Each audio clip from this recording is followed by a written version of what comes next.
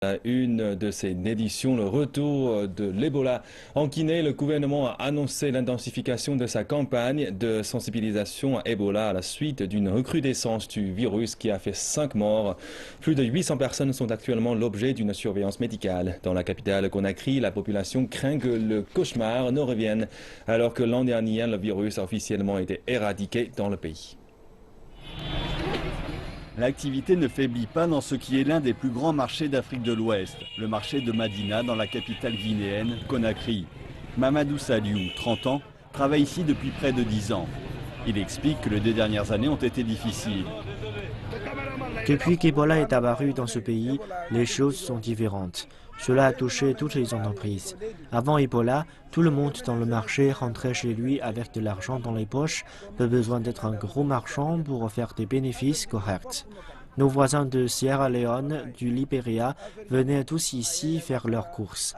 Maintenant, nous n'avons que la clientèle locale et ça ne fait pas beaucoup. Ebola est apparu en décembre 2013 en Guinée et s'est rapidement propagé au Libéria et en Sierra Leone.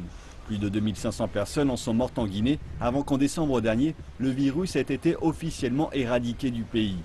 Ces derniers jours, 5 personnes sont mortes du virus dans le sud du pays.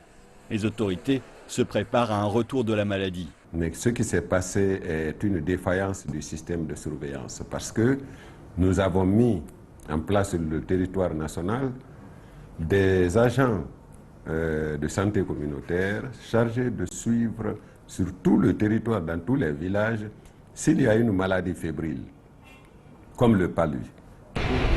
Au pire de l'épidémie, la capitale était relativement épargnée et certains habitants appliquent les mesures préventives avec un certain laxisme. Je ne pense pas vraiment qu'Ebola était un grand problème. Je pense que ça a été l'occasion pour certains de faire de l'argent. Car quand on suit l'affaire, on entend parler de vaccination et les gens sont guéris et quand c'est terminé, cela recommence. Pourquoi ? L'Organisation mondiale de la santé encourage la population à changer ses habitudes pour éviter une nouvelle épidémie. Les traditions sociales et culturelles ont permis à Ebola de se propager rapidement. Et l'on craint que la population n'ait repris ses vieilles habitudes. Le Libéria a d'ores et déjà fermé ses frontières avec la Guinée. Pays limitrophes, nous sommes dans une logique panafricaine comme la Guinée l'a toujours été. Vous n'avez jamais entendu dans toute l'histoire de l'Afrique que la Guinée a fermé sa frontière avec un pays. C'est les autres qui ferment. Nous n'analysons pas ce qu'ils peuvent décider de l'autre côté. La lutte contre le virus est en Guinée actuellement financée par des donateurs internationaux.